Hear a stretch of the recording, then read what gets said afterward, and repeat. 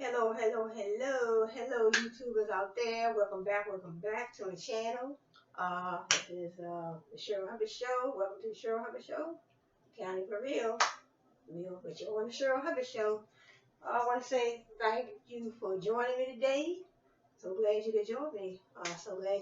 Today. So I want to say first, I want to give honor to God. God, thank you for waking me up this morning. Thank you for starting me on my way. Thank you for blessing me. Keep praying for me, God. Pray for all the people around the world. And God, would you pray for me, my family, friends, my family, and my YouTube family. Pray for all of them. And God, praying that we can overcome this coronavirus, and it can be wiped off the face of this earth. Yes. Asking God for prayers. God, I'm asking you for your prayers today. Yes, so thank you all for joining me. And today what I want to do is, I want to bake a cake today. Yeah. I want to bake a cake. Then I want to ice in it. Then while that's in the oven, I'm going to talk about a few things. So right here I do have my milk I'm going to add. This is, milk. And then eggs. And, eggs.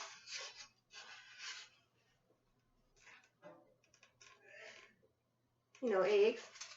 So, and then, my margarine so I can grease the pan. But first I want to do, wash my hands right here. So this is a nice big piece of soap. So,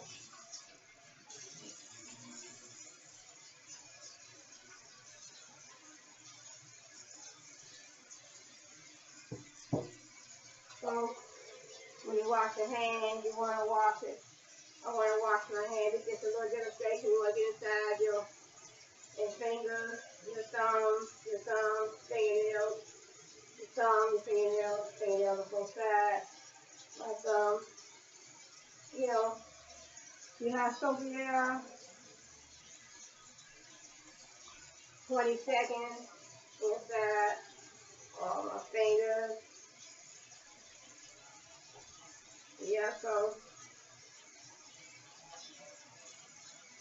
thumb, that side of my hand, see? Very soapy. Inside. So, I should have had some lotion too at the same time, but it's all good.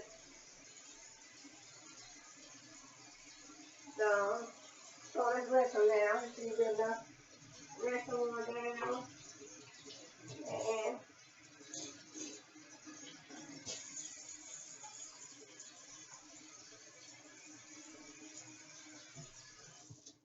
so turn it off. Okay, so now what I want to do, I always try to wash my hands before so then I want to take my spoon, take a little margarine out like this. Since my hands already been washed, but what I do, I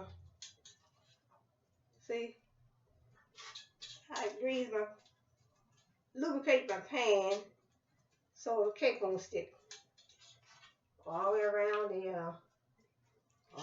the sides. Because my hands are clean from washing.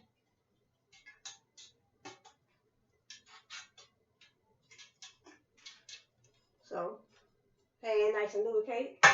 So I do one, you don't want to take it down, I don't have to wash my hands again.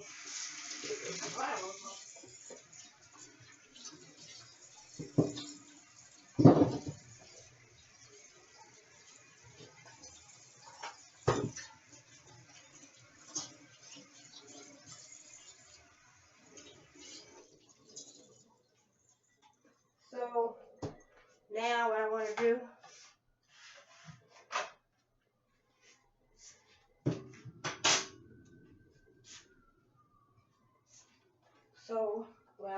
just open the cake, open the box.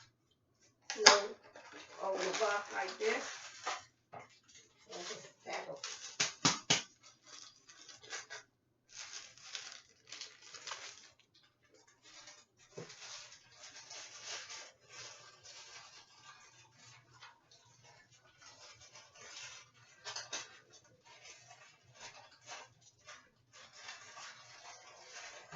So just take my, take it, dump it on in there like this.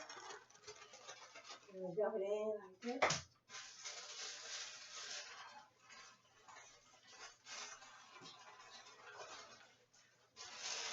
Dump it on in there like this.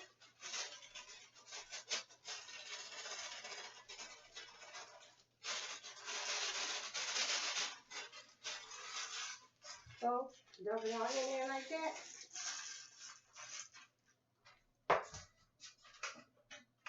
And then I have 2 eggs.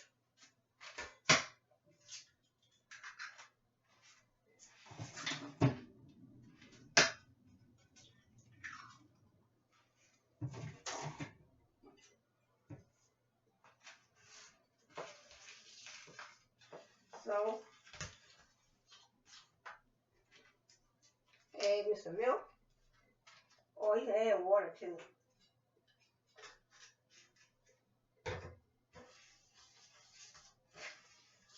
So mix my, make my mix.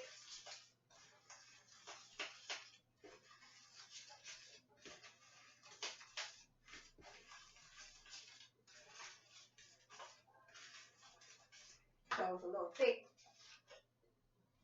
Add a little more milk.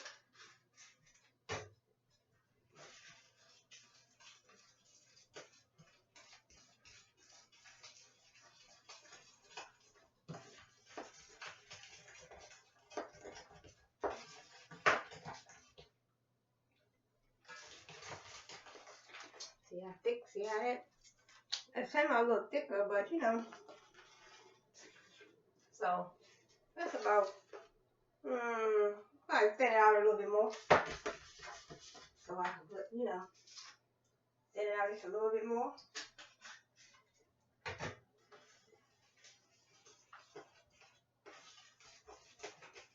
And it says, let me see. It says the oven should be on, preheat the oven to 350 for metal and glass pan, 325 for dark or coated pans. So I grease the pan, I blend it back. Okay, I can turn it down to 325.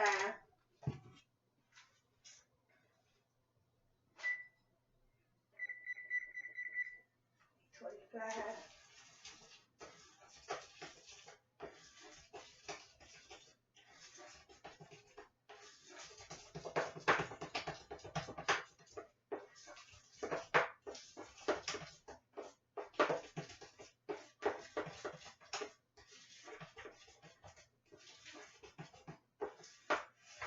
So, just how it come out, nice and thin. That should be about right. So, put it on in there.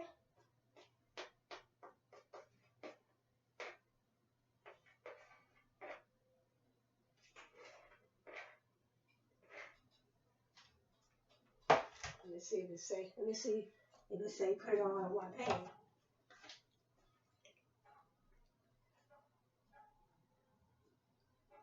Or do not eat raw batter. Okay.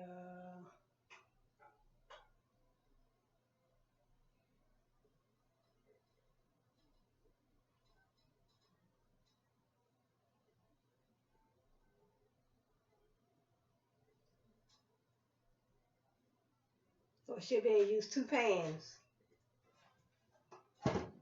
2 8-inch pans.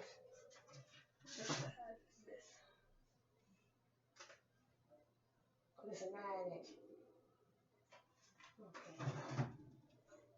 Okay, this is a 9-inch pan, so I should be able to put it on in there like that. And then do 2 of them. And see, well, let's put it in the oven, see how it's going to turn out.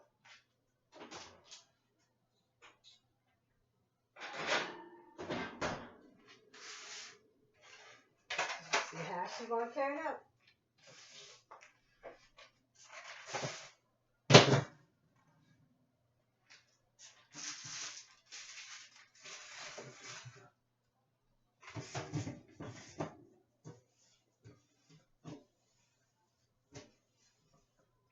Okay, so see how she gonna turn out.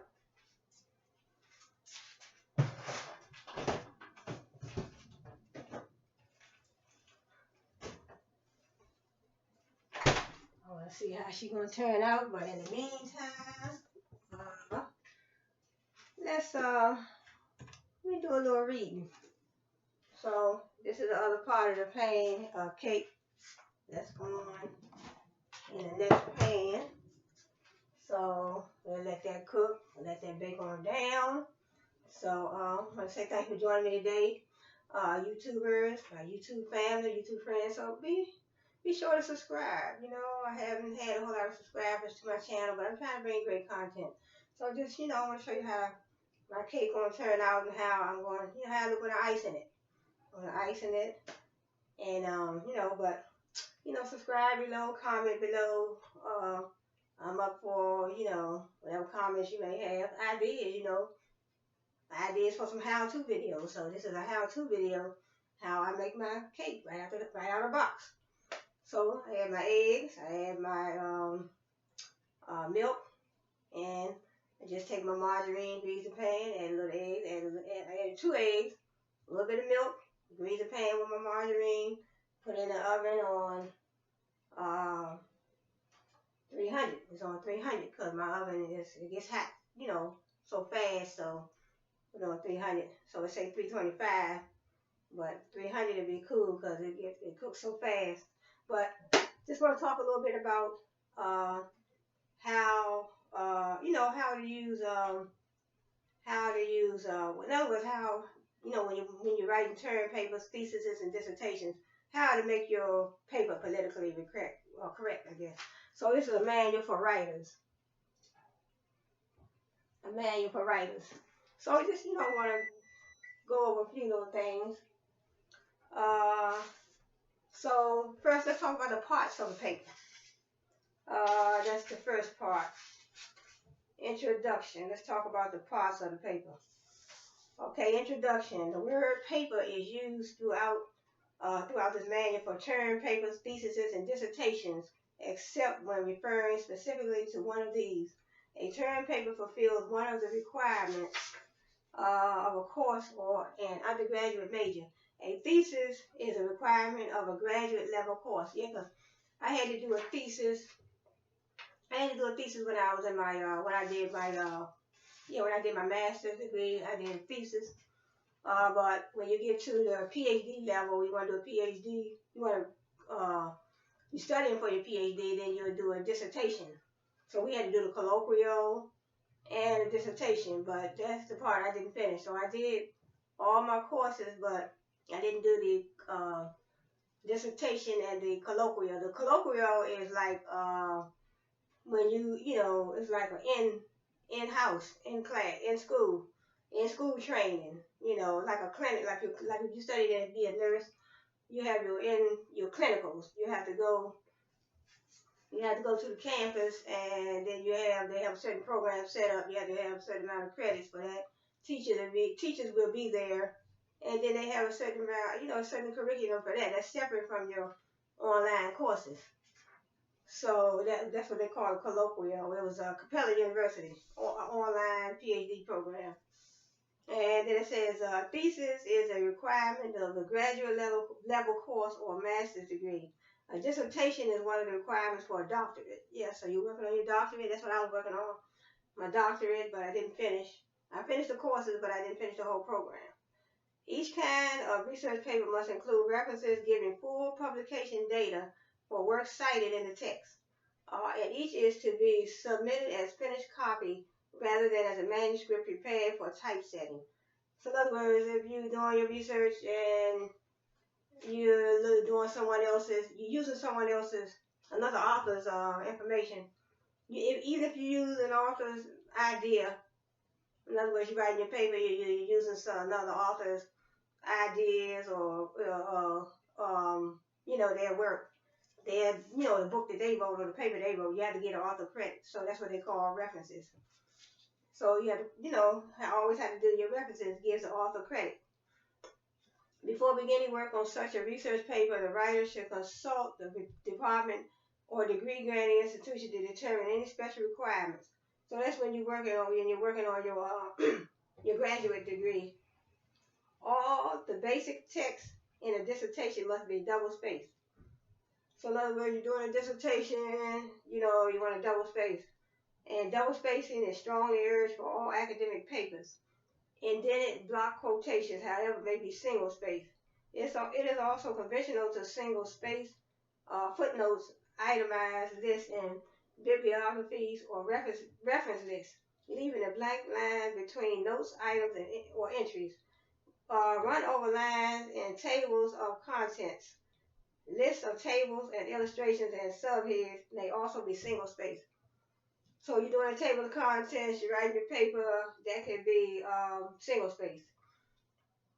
Then it says a paper has three main parts: the front matter or preliminaries, the text, and the back matter or reference matter. In a long paper, each of these parts may consist of several sections, each beginning a new page. See, a paper has three main parts: the front matter, the preliminaries, the text, and the back matter. There are two categories of pagination: the front matter, numbered with consecutive lowercase Roman numerals, centered at the bottom of the page, and the rest of the work numbered with Arabic numerals, centered at the bottom of pages that bear titles and centered at the top. Although all pages are counted in the pagination, some of the preliminaries do not have page numbers typed on them, unless specified otherwise by the conventions of a department or discipline. The order given in the table of contents for this chapter should be observed, though not every paper will require all these parts. Should the paper later be published, the organization required by the publisher may differ from that recommended here.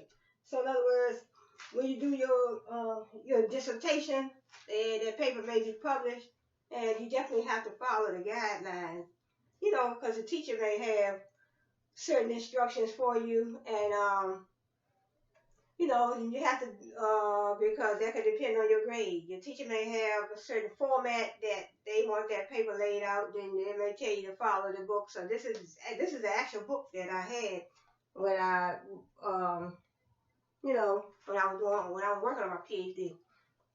So this is a good book right here. And so in other words, you have, it's telling you it says you have three main parts. It has the front matter. So when I get to the next page, it gives me a description, it gives me an explanation of what the front matter is. It's a front matter, preliminaries, the text, and the back matter. So the front matter or preliminaries is the title page.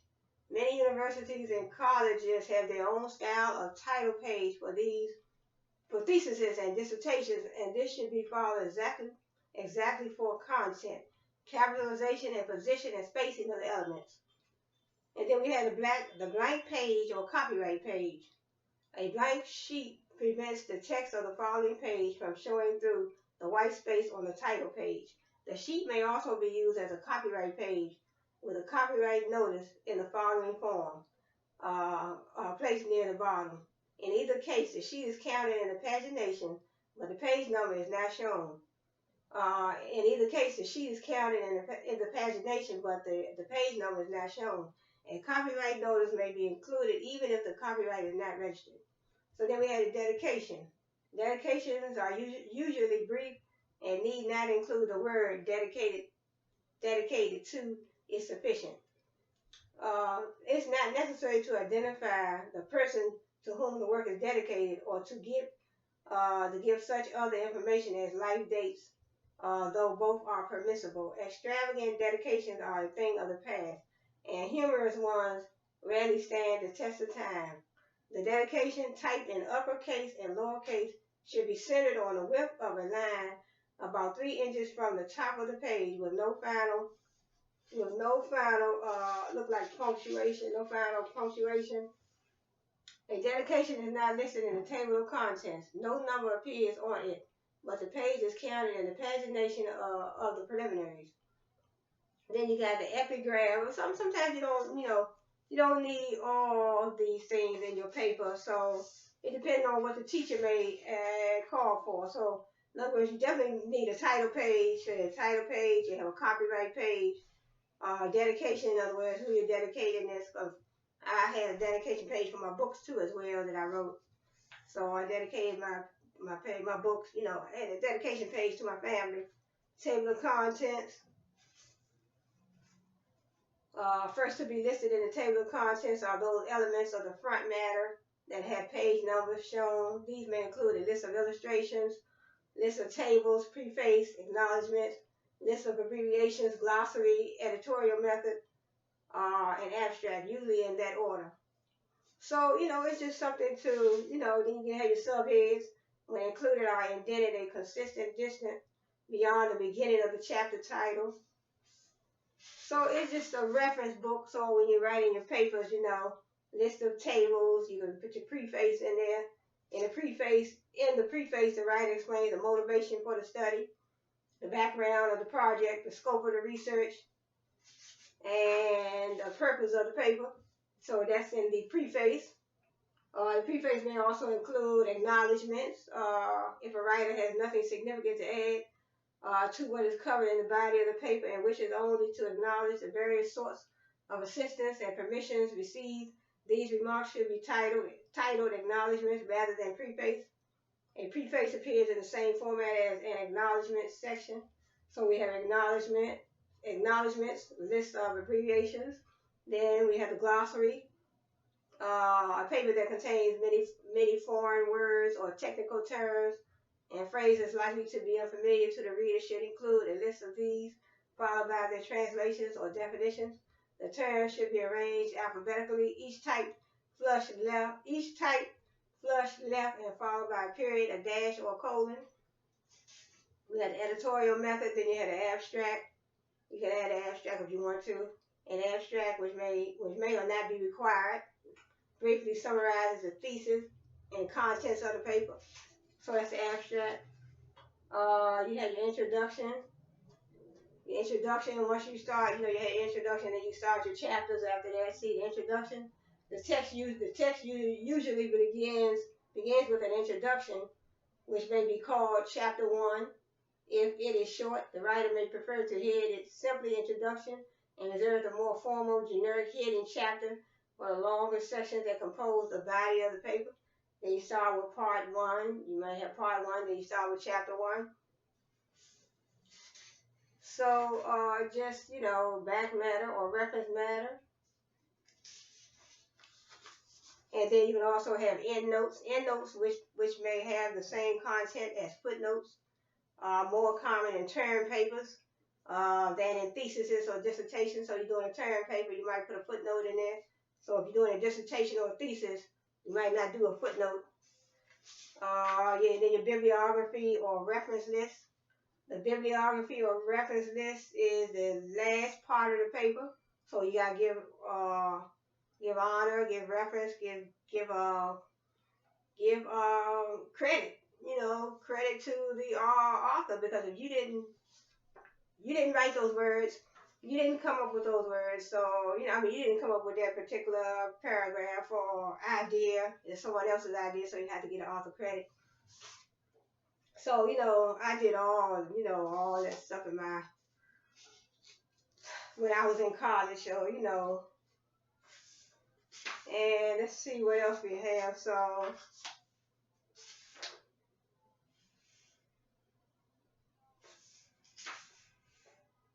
parts of a work, spell out and do not capitalize the words book, chapter, part, volume, section, scene, verse, column, page, figure, plate, and so on. Unpublished manuscripts. When referring to unpublished manuscripts, spell out the terms used to describe them within the text, but in notes, bibliographies, and reference lists, use abbreviations listed below. So these are the abbreviations they do have.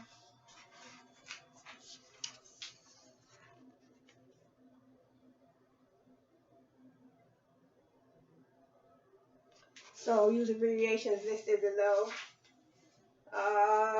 Let's see. Let's check this cake. Oh yeah, she's rising. She's rising good.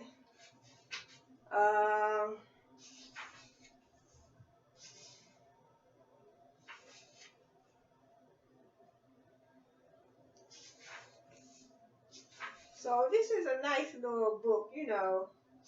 Just then it also tells you how to use your commas within numbers. It says for the most part in numbers of 1,000 or more, the thousands are marked off with commas, right? So marked off with commas.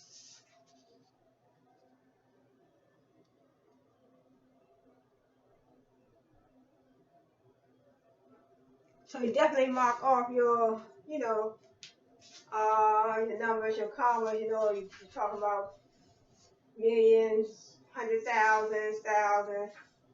Then we also have it's a chapter on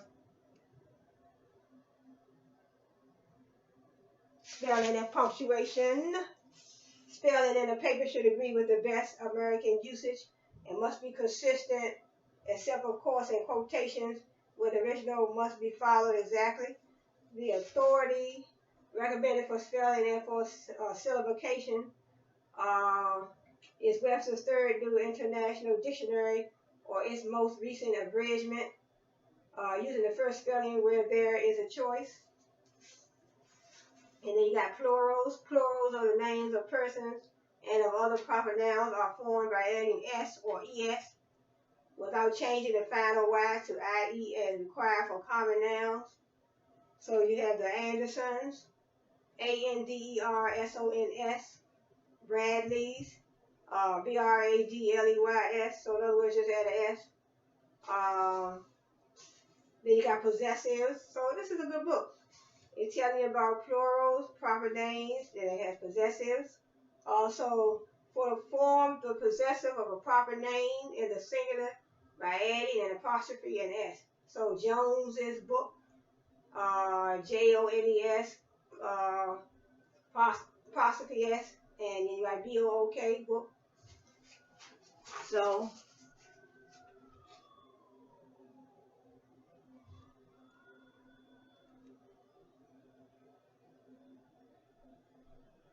Jones's book.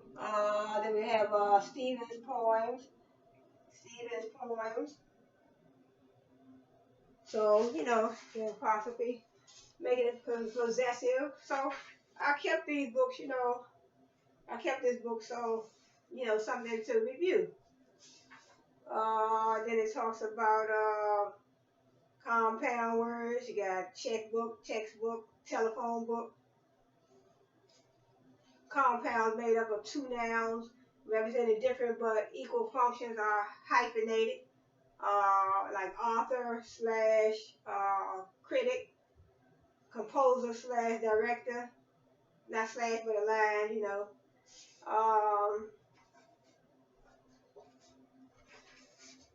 Then we got division of words, general rules. Divide words at the ends of lines according to the syllabication shown in a reliable dictionary. Divide according to pronunciation rather than derivation. This means that when a word is divided after an accented symbol, the consonant stays with the vowel when the vowel is short. Signif, and then slash, ICANT. So let's see what else we have in this book.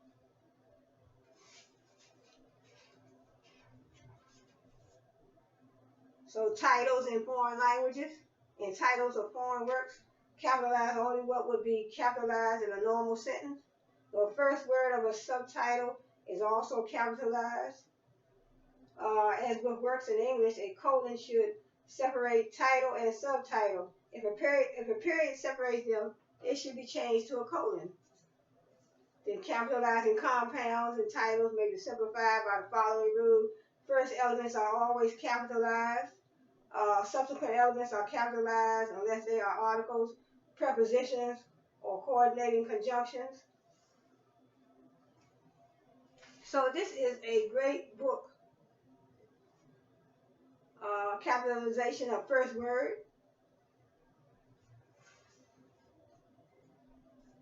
It says block quotations when material in a block quotation begins with a paragraph in the original it is given a paragraph indentation of 4 spaces and the first word is capitalized. So it says good enough raises questions that craving does not raise. So good enough is capitalized.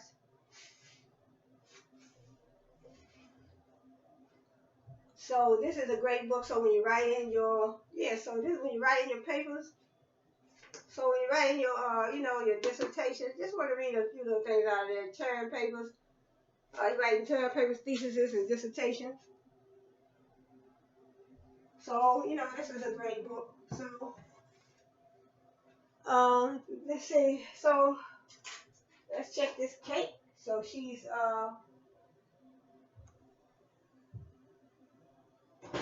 not quite yet, but almost ready. So let's talk a little bit about let's talk a little bit about business and purchasing first time home buyers. Let's talk about business. So in other words, you running your business and you running your business. Say for instance, my business is I market, jewelry, see this necklace, and these earrings, and blouses, and I market hair bundles. So, say for instance, I'm running my business. I have my business name. I have my business name. I have my target market. I have my niche. I have my online presence. I have my storefront, and I'm working on building my brand. And also, I want to build my brand. I want to build that competitive advantage. I want to build a competitive advantage because I want to I want to create a diverse workplace environment. I want to hire employees from different cultural backgrounds. Latinos, African Americans, um, uh, Latinos, Caucasians, African Americans, Latinos, Indians, Mexicans, all kind of diverse backgrounds. I want to hire, as long as they're qualified. So that's the type of business person I am, and that's the type of business person I want to be. So I want them, I want to hire my employees. I want them to be, in other words, if I'm looking for a certain skill set or certain knowledge base to, create that competitive advantage in my organization, I want to hire people that can bring in those certain skills and certain knowledge. People skills. I want my employees to have people skills, be able to get along. You have to have human skills, people skills, technology skills. So when I'm hiring, I'm creating that diverse workplace environment. That's what I'll be looking for. And then I'll put people in training. So training so they know how to get along with one another. You can't just put people in there and expect them to like one another because they may have the skills and they may have the knowledge, they may have the education. In other words, and say for instance, I say I want my employees. I'm the owner. I'm the owner / manager. I want my employees to have these technology skills. I want them to be able to have certain technology skills. I want them to have people skills. Then when they come in to the organization, I want to have, the first thing I want to do is have a probationary period. I want to have training them for 60 days. Put them all together in training sessions so they may train once a week. That way they can learn interaction training. They can learn how to make sure they know how to get along with these different cultures that we have immersed together in this organization. So you can't just throw people together and expect for them to get along, You hope they get along, but you really don't know them. Only thing you know is you probably looked at their resume and see that they were qualified, but are they going to be able to get along when you create this diverse workplace environment? So create a diverse workplace environment so I can create that competitive advantage at the same time. I need that competitive advantage. I need my employees, I want them to come with the proper skill set, the proper personality, the proper knowledge, the proper people skills, everything I need when they come in my organization. I want them to be able to, perform. I want them to come in. I want them, come in to be inspired, be motivated, be inspired, be motivated, be just be ready to work. Be ready to work. So when you come in ready to work, you come in ready to work, you come in ready to learn. So then that creates that competitive advantage because they're bringing all those skills in there. They're bringing the skills in. So and then also I want to make sure I have competitive prices. I want to make sure I have competitive prices so I can create that competitive advantage with my competitors. I want my customers to be able to have a quality product and a quality service. Quality product, quality service. I want them to have. I want to have competitive prices for them. I want to have, a diverse workplace environment. Diverse workplace environment. So, quality products, quality service, competitive prices. I want to have the proper information systems to create information, bring information into the organization that I can use, that the information that I can use in my organization that can better my organization. I need information to make those vital decisions, those daily decisions. As a manager slash owner, I might have certain decisions that I need to make. I can't make no decisions without the proper information. But then I want to bring in definitely information technology, certain information technology devices, so that I can, you know, I want to bring in that information technology, stuff like, iPads and things of that nature. But this is a Kindle, but uh, I want to bring in that certain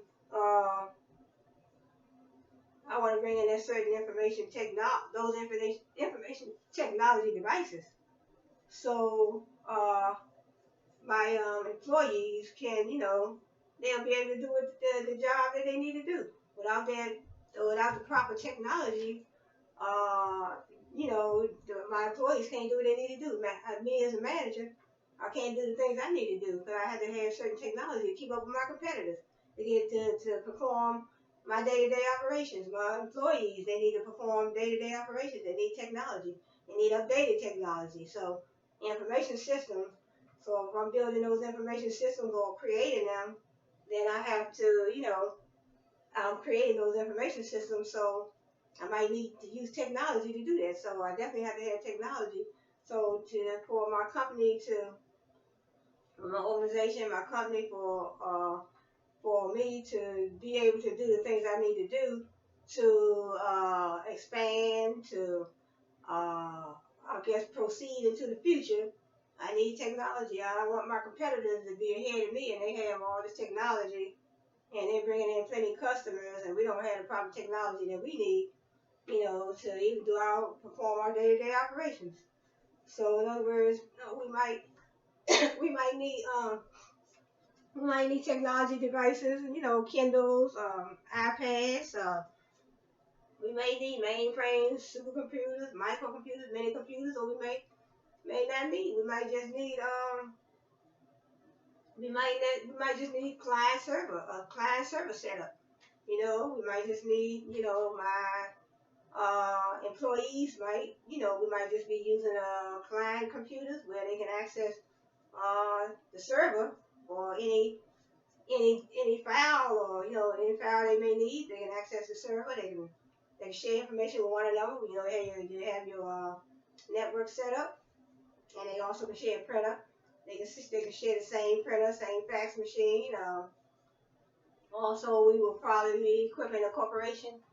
I'll be equipping my organization with teleconferencing. So when we have our meetings, we have a meeting room where we have our teleconferencing where we interact with other companies through teleconferencing. So we have so I have my technology people. They'll be setting up that type of environment when we have our meetings or when they are discussing new projects for the company.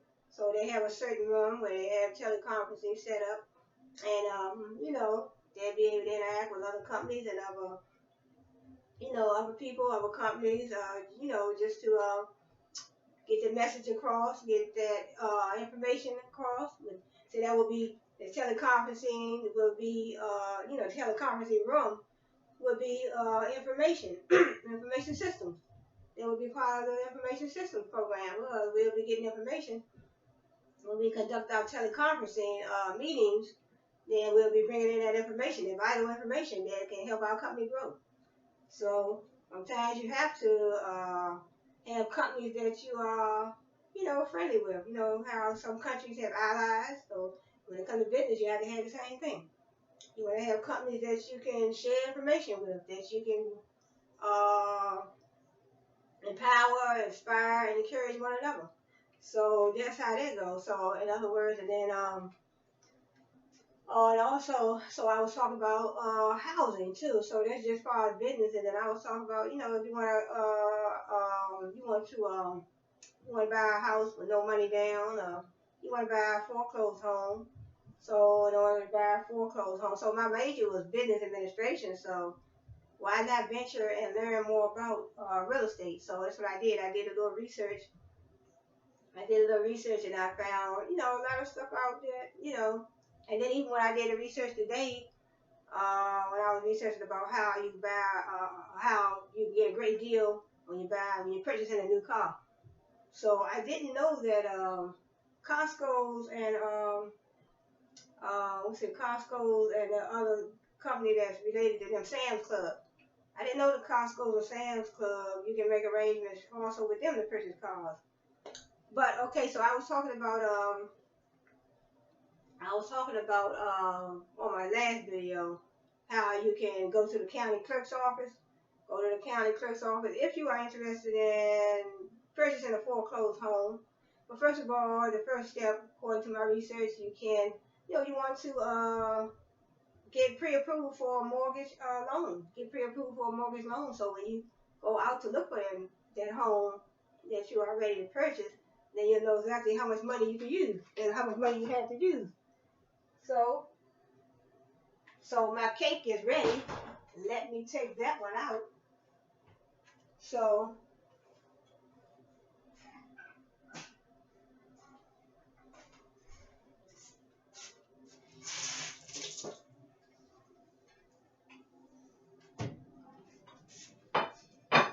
when you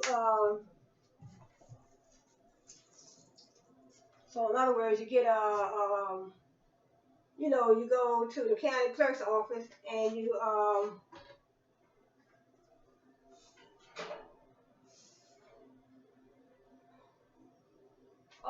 see how it came out nice, and it sprung back from the pan and everything. All right, put that on there while it's hot.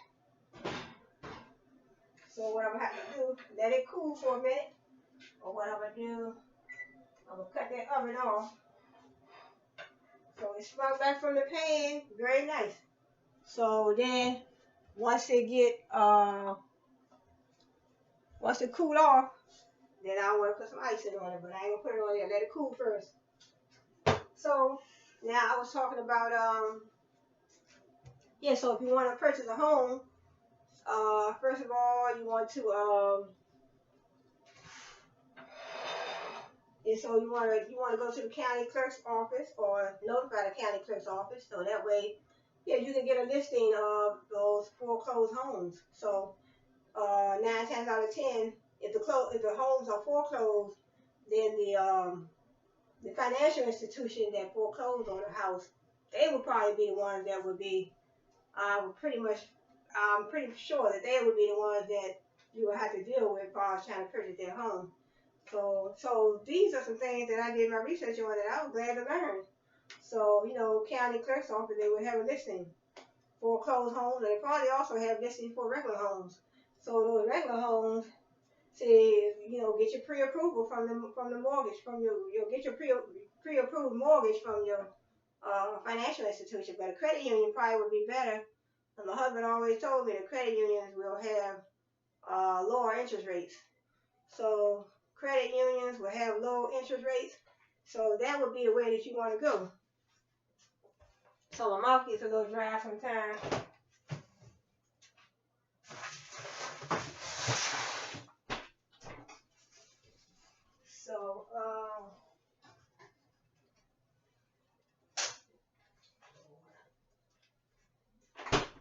So that would be the way. So a little bit of water this time. I had already drunk a couple of those la-las earlier, so I'm gonna drink some water. Nice and cold. So you get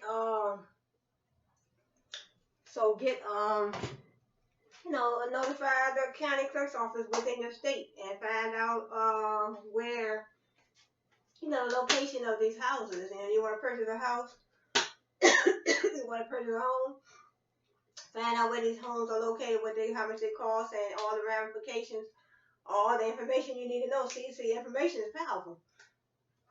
So information, that system, those information systems is very, very powerful, so checking the county clerk's office in your state to find out how much the house costs, where it's located. You think you can afford that house? You might want to check with the financial institution that foreclosed on a house. So if they foreclose on a house, and they can give you all the information, and if it's something that you can afford, but if you already have your if you already have your pre-approval letter from your mortgage lender, then you'll be on your way. Then that way you'll know how much of a house payment you can afford. But you want to look at the total price, just like the car. Like when I was doing my research on the car, they said don't look at the monthly payment. Look at the total price of that car. Same way with a house. So in other words, man, if you're dealing with a mortgage company and they tell you, well, the whole deal, the house payment is going to be $1,200 a month. What if they say the monthly payment for the house is $1,200? But you're like, no, I want to know what is the total price of the house. What is it? Break everything down. What is the price of the house? What is the price of the total of the finance charges? I want to have all that. I want to map everything out. So you give me the $1,200 a month, but I need to know everything. So everything should be on, just like a contract. Basically, it is a contract. So you had a contract, you got pre-approved for that mortgage from the lender, and then you should be on your way. Once it reaches the underwriter's department, once it passes the underwriter's department, your application, they figure, you got everything in, your name, address, how much you make per week, they want to know all that. How much they want to know before you get a loan. 9 times out of 10, they said, according to my research, you have to have a 700 credit score. 700 credit score, but I guess it depends on the lender, and it really depends on how much the home is going to cost. So, you never know. But that's what according to my research, it says 700. But you never know. You never know until you get out there and try. So, so that's how that is. You'll get approved, pre-approved. So basically, then if you don't have, then HUD has a lot of programs out there for first-time home buyers. So they might, you never know. HUD might say, hey, let's score at least 600. We might help you get in there. You want a job? You've been on a job for 2 years. You'll score 600. You still, you're on a job. You've been on a job for 2 years, and your money, you have pretty good income. You have a steady income. You have a job. You've been on 2 years. We might can work with you to help you get in that house. Right? If you can bring your credit score of at least 600, or if it's already 600, we can work with you. We can help you with your down payment. We can help you with your down payment. We can help you with your closing. And so that's how So there is a process. I remember one time me and my husband was looking for a house. Well, we signed up for Habitat for Humanity, but we had to get our credit straight. So, but they was working with us, and they was working with us. They gave us the rundown of what we needed to do and everything. But the first house that they gave us was a house. First house that they gave us to look at was a house in a real bad area. So the house that they gave us to look at, we went to look at it. We had to go to this meeting. So we were in this meeting, and then when we got in the meeting, they showed us they were going after the meeting. It was the meeting was right down the street from the house that they were going to show us.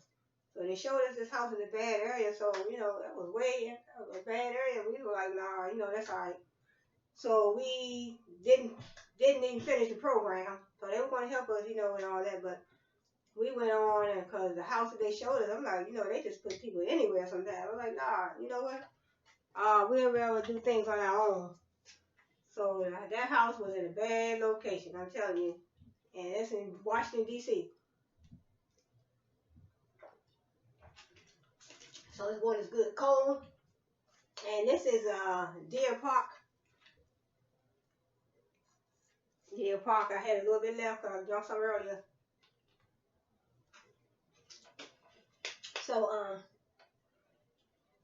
so you know, so that's how that went. But sometimes they try to, when you have to depend on other people, sometimes they may put you in areas that you was like, that's all right. I rather, you know, I'm not taking my family over nowhere, nothing like that. And then when my husband was like, nah, my wife got to come outside. My wife got to go here and there. That's just too much.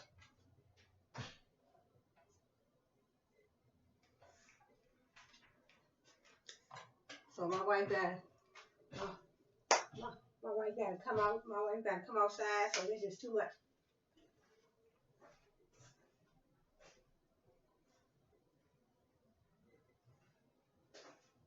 So yeah, my wife got to come out. This is too much, and I was thinking about my family too. I said my sons and my husband got to come out now.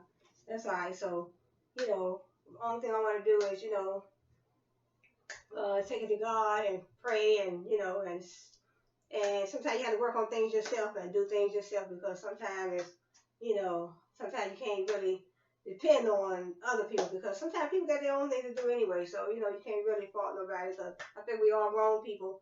And sometimes I just do my research, and that's how I find out, you know, things that I need to find out. But I wanted to,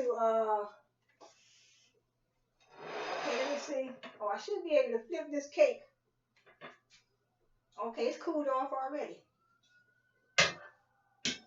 See? So, when I flip it out like that, put it on there like that. So, now what I need to do, I need to put the other mix, okay.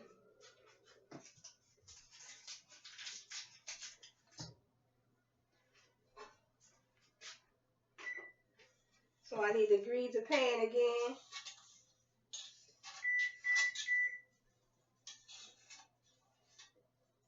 So grease the pan again, and then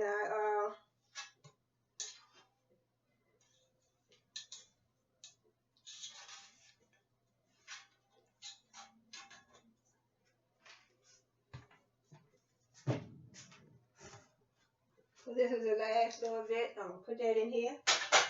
So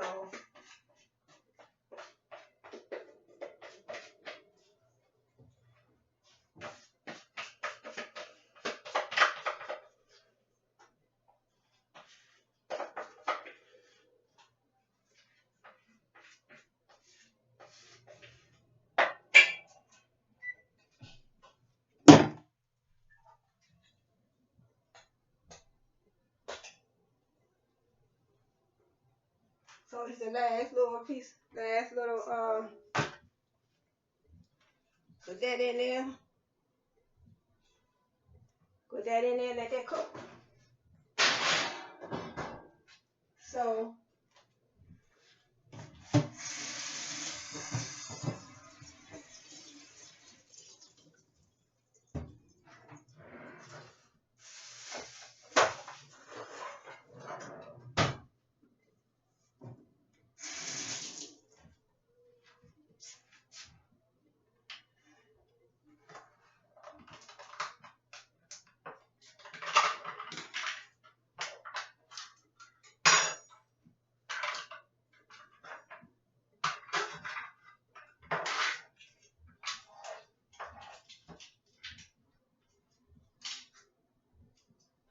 so we got the icing like this, and what I do,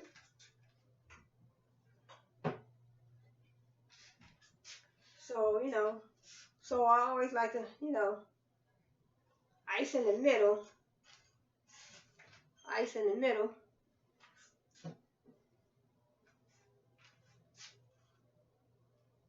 ice in the middle.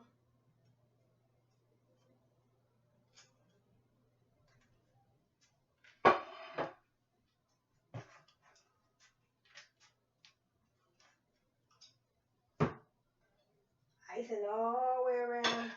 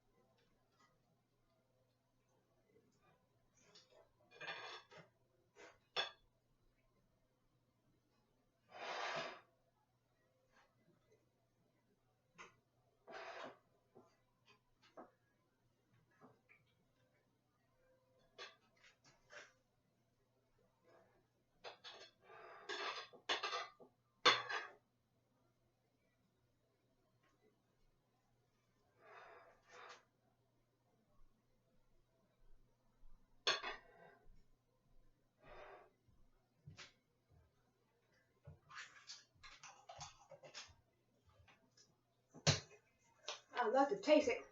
Good.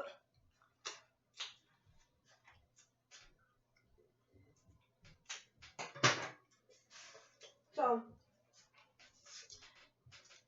oh, I ain't finished. I got some more icing. But, I gotta put the top part on. Once the top part get done.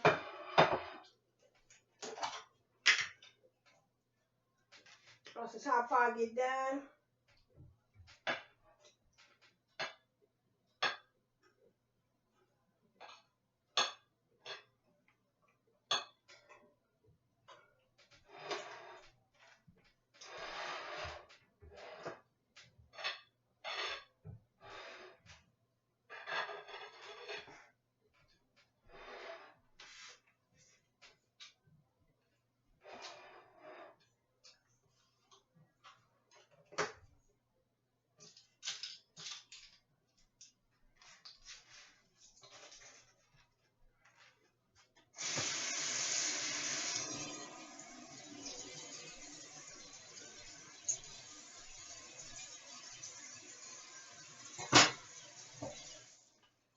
So,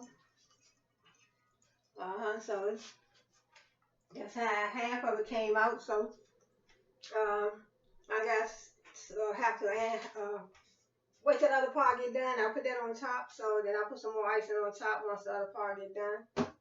So look at that. That delicious chocolate cake.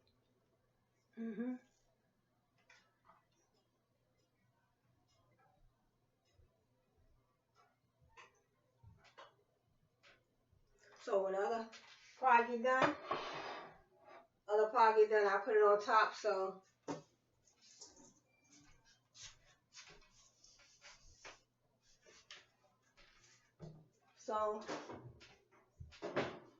once that part cooked, then I'll put that on top. And then we'll have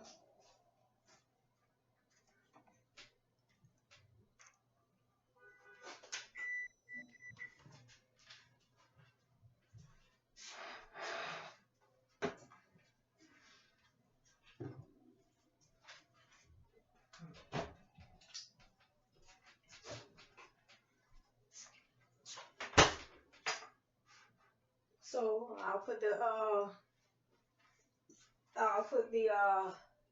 other part. Yeah. When I put the other top part on, once the other part get done, put that on top, then put the icing on top, and you have a full cake. Some chocolate cake is delicious, delicious.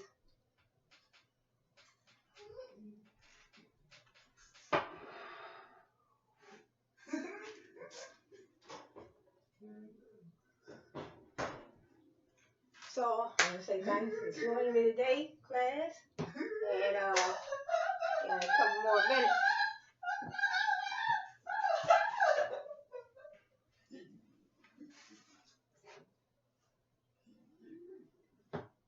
Thanks for joining me, class, YouTubers, and hope to see you back here again. Just want to show you how I make a cake.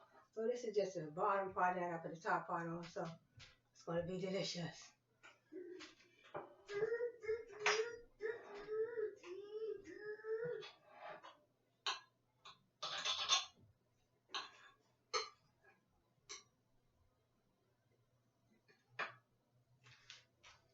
How that is. cake. Mm-hmm.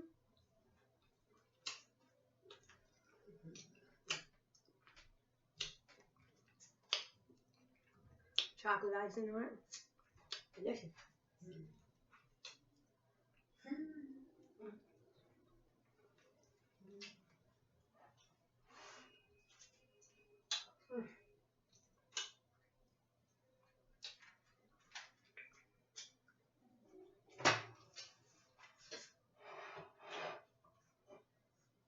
Just cut it. Delicious, see?